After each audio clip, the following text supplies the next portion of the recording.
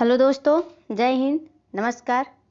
आप सभी का स्वागत है आपके अपने यूट्यूब चैनल विजिट टेस्ट 2.0 में। तो दोस्तों, आज के इस वीडियो में हम लेके आए हैं हिस्ट्री या इतिहास से संबंधित कुछ प्रश्न हैं, जो कि हमारा टॉपिक है हड़प्पा या सिंधु सभ्यता। ठीक है, आज का हमारा टॉपिक है हड़प्पा या सिंधु सभ्यता। तो चलिए चलते हैं क्वेश्चन पे। तो हमारा क्वेश्चन क्या है? फर्स्ट क्वेश्चन हमारा है, हड़प्पा सभ्यता का सर्वाधिक मान्यता प्राप्त काल है। तो सबसे अधिक मान्यता हड़प्पा सभ्यता को किस काल में मिली थी? तो वो है 2500 ईसा पूर्व से 1750 ईसा पूर्व तक। ठीक है, कब से कब तक? 2500 ईसा पूर्व से 1750 ईसा पूर्व तक हड़प्पा सभ्यता को सर्वाधिक मान्यता प्राप्त हुई है। तो चलिए नेक्स्ट क्वेश्चन पे चलते हैं। सिंधु घाटी सभ्यता निम्नलिखित में से किस सभ्यता के समकालीन नहीं थी? तो ये जो सिंधु घाटी सभ्यता थी, ये किस सभ्यता के समकालीन नहीं थी? तो वो था मेसोपोटामिया की सभ्यता। मेसोपोटामिया जो कि सभ्यता थी, या सिंधु घाटी सभ्यता के समकालीन नहीं थी। चलिए नेक्स्ट क्वेश्चन पे चलते हैं। सिंधु घाटी की सभ्यता कहाँ तक विस्तृत थी या कहाँ तक फैली थी? तो ये जो सिंधु घाटी की सभ्यता थी, यह जो है पंजाब, राजस्थान, गुजरात, उत्तर प्रदेश और हरियाणा, ठीक है, यहाँ तक जो है सिंधु घाटी की सभ्यता विस्तृत थी या फैली हुई थी। चलिए नेक्स्ट क्वेश्चन पे चलते हैं। क्वेश्चन है हमारा, सिंधु घाटी की सभ्यता में घोड़े के अवशेष कहाँ मिले हैं? तो जो सिंधु घाटी की सभ्यता थी, वहाँ पे क्या मिले थे? सबसे पहले तो हम बता दें, यहाँ पे मिले थे घोड़े के अवशेष। ठीक है, तो यह कहाँ मिले थे? तो यह जो है सुरकोटा, ठीक है, सुरकोटदा स्थान पर घोड़े की अवशेष मिले थे। अगला प्रश्न हमारा, सिंधु घाटी स्थल कालीबंगन किस प्रदेश में है? तो ये जो सिंधु घाटी स्थल का कालीबंगन प्रदेश है, तो वह किस प्रदेश में था? तो राजस्थान में था। कहाँ था? कालीबंगन राजस्थान में स्थित है। अगला प्रश्न है हमारा, निम्नलिखित में से किस पदार्थ का उपयोग हड़प्पा काल की मोहरों या मुद्राओं के निर्माण में मुख्य रूप से किया गया था? तो ये जो हड़प्पा काल के मोहरें होती थी, तो वो जो है किस पदार्थ का बना हुआ था? तो वो सेलखड़ी से बना हुआ था। हड़प्पा सभ्यता की मोहरें या मुद्राएं सेलखड़ी के पदार्थों से बनी हुई थी। चलिए नेक्स्ट क्वेश्चन पे चलते हैं। हड़प्पा सभ्यता किस युग की थी? तो ये जो हड़प्पा सभ्यता थी, यह कांस्य युग की थी। कौन सी युग? कांस्य युग की थी हड़प्पा सभ्यता। नेक्स्ट क्वेश्चन पे, सिंधु घाटी सभ्यता के लोगों का मुख्य व्यवसाय क्या था? तो जो सिंधु घाटी सभ्यता के लोग थे, उनका क्या व्यवसाय था, क्या कार्य था? वो क्या किया करते थे? तो वो जो है व्यापार किया करते थे। ठीक है, सिंधु घाटी सभ्यता के लोग व्यापार पर निर्भर थे, वह व्यापार किया करते थे। नेक्स्ट क्वेश्चन हमारा, हड़प्पा सभ्यता का निवासी थे। तो ये जो हड़प्पा सभ्यता के निवासी थे, वो कहाँ के थे? वो शहरी निवासी थे। कहाँ के? हड़प्पा सभ्यता के निवासी शहरी निवासी थे। नेक्स्ट क्वेश्चन पे चलेंगे। सिंधु सभ्यता के घर किससे बनाए जाते थे, या सिंधु सभ्यता में घर किसके बनाए जाते थे? वो ईंटों से बनाए जाते थे। किससे? ईंट से सिंधु सभ्यता के घर बनाए जाते थे। अगला प्रश्न है हमारा, हड़प्पावासी, ठीक है, यहाँ पे हड़प्पावासी है, किस वस्त्र के उत्पादन में सर्वप्रथम थे? तो ये जो हड़प्पावासी थे, वह जो है कपास, किसके? कपास के उत्पादन में सर्वप्रथम थे। ठीक है, हड़प्पावासी कपास के उत्पादन में सर्वप्रथम थे। नेक्स्ट क्वेश्चन हमारा, निम्नलिखित विद्वानों में से हड़प्पा सभ्यता का सर्वप्रथम खोजकर्ता कौन था? तो हड़प्पा सभ्यता की खोज सर्वप्रथम किसने की थी? तो दयाराम साहनी ने। किसने किया था? दयाराम साहनी ने सन 1921 ईस्वी में। कब किया था? सन 1921 ईस्वी में दयाराम साहनी ने हड़प्पा सभ्यता की खोज की थी। चलिए नेक्स्ट क्वेश्चन पे चलते हैं। सिंधु सभ्यता का पत्तन नगर या बंदरगाह कौन सा था? तो जो सिंधु सभ्यता था, ठीक है, तो उसका जो पत्तन नगर या बंदरगाह था वो था लोथल। क्या था?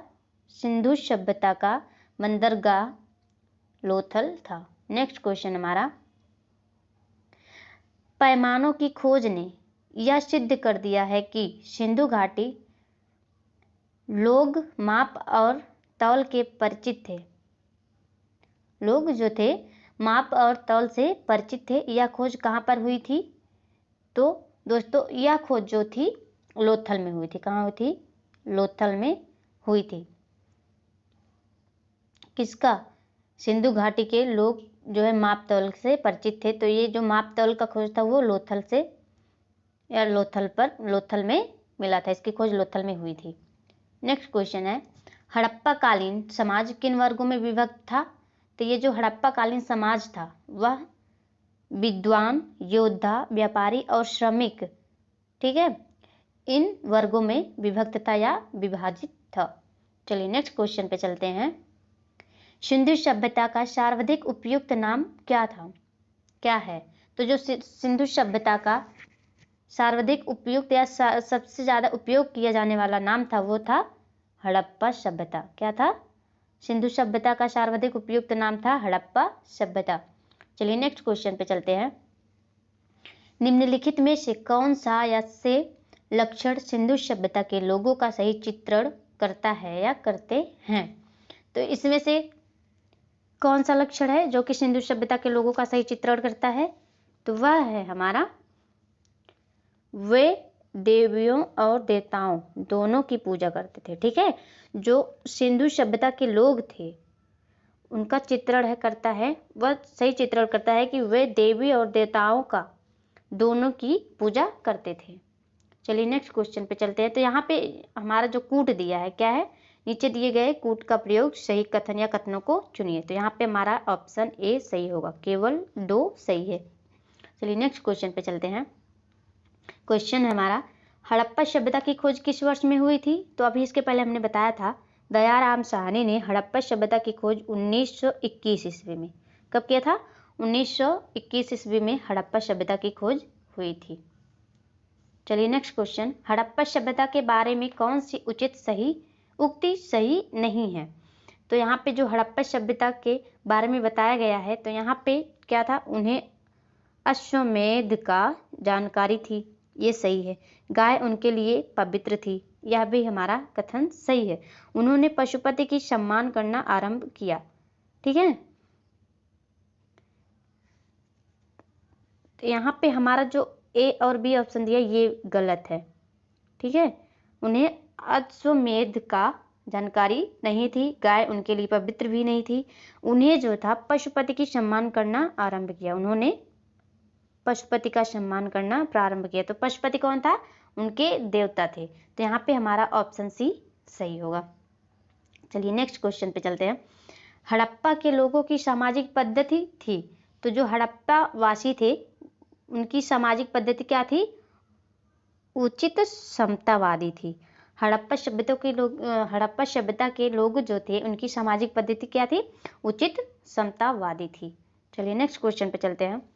सिंध का नखलिस्तान या बाघ हड़प्पा सभ्यता के किस पुरास्थल को कहा जाता है? तो सिंध का नखलिस्तान या बाघ हड़प्पा सभ्यता, ठीक है, तो किस पुरास्थल को कहा जाता है? तो वह है मोहनजोदड़ो। मोहनजोदड़ो को क्या कहा जाता है? नखलिस्तान या बाघ हड़प्पा सभ्यता। चलिए नेक्स्ट क्वेश्चन पे चलते हैं।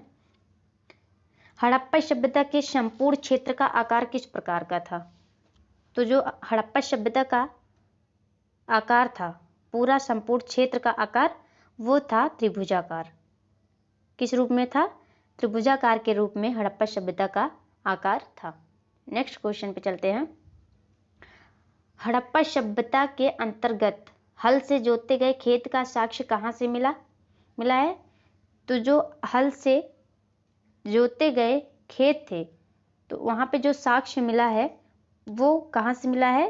कालीबंगा से। जो साक्ष्य मिला, साक्ष्य, तो वो कालीबंगा से मिला है। चलिए नेक्स्ट क्वेश्चन पे चलते हैं। वीडियो अच्छा लगा हो तो दोस्तों वीडियो को लाइक ज़रूर कीजिएगा और हमारे चैनल को भी सब्सक्राइब कर जरूर कीजिएगा। चलिए नेक्स्ट क्वेश्चन पे चलते हैं।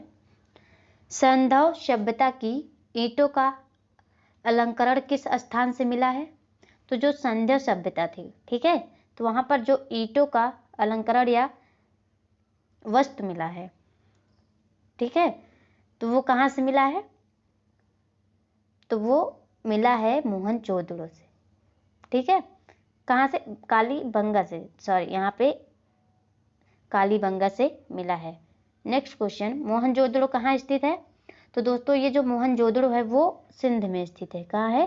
सिंध में स्थित है। अगला प्रश्न हमारा देखेंगे, सिंधु सभ्यता में बृहद स्नानागार पाया गया है। तो वहाँ पे सिंधु सभ्यता में जो था वो बहुत ही बड़ा या बृहद स्नानागार पाया गया था। तो वो कहाँ पे है? मोहनजोदड़ो में। जो सिंधु सभ्यता में बृहद स्नानागार पाया गया था तो वो कहाँ पे था? मोहनजोदड़ो में सबसे बड़ा स्नानागार पाया गया था। नेक्स्ट क्वेश्चन, सिंधु सभ्यता की मुद्रा में किस देवता के समतुल्य चित्रांकन मिलता है? तो जो सिंधु सभ्यता की मुद्रा थी, ठीक है, उसमें जो है आद्य शिव, किसका? आद्य शिव का चित्रांकन मिलता है। नेक्स्ट क्वेश्चन, निम्नलिखित में से कौन सा हड़प्पा कालीन स्थल गुजरात में था? तो जो हड़प्पा कालीन स्थल था तो कौन सा स्थल था? तो वो था लोथल, ठीक है। लोथल जो है गुजरात में स्थित है। लास्ट क्वेश्चन है हमारा दोस्तों, तो यह है मोहनजोदड़ो का स्थानीय नाम था है। तो मोहनजोदड़ो का स्थानीय नाम क्या है? मृतकों का टीला। मोहनजोदड़ो का स्थानीय नाम मृतकों का टीला है। चलिए आज के लिए इतना ही। वीडियो अच्छा लगा हो तो वीडियो को लाइक कीजिएगा, चैनल पर नए हैं चैनल को सब्सक्राइब जरूर कीजिएगा। धन्यवाद।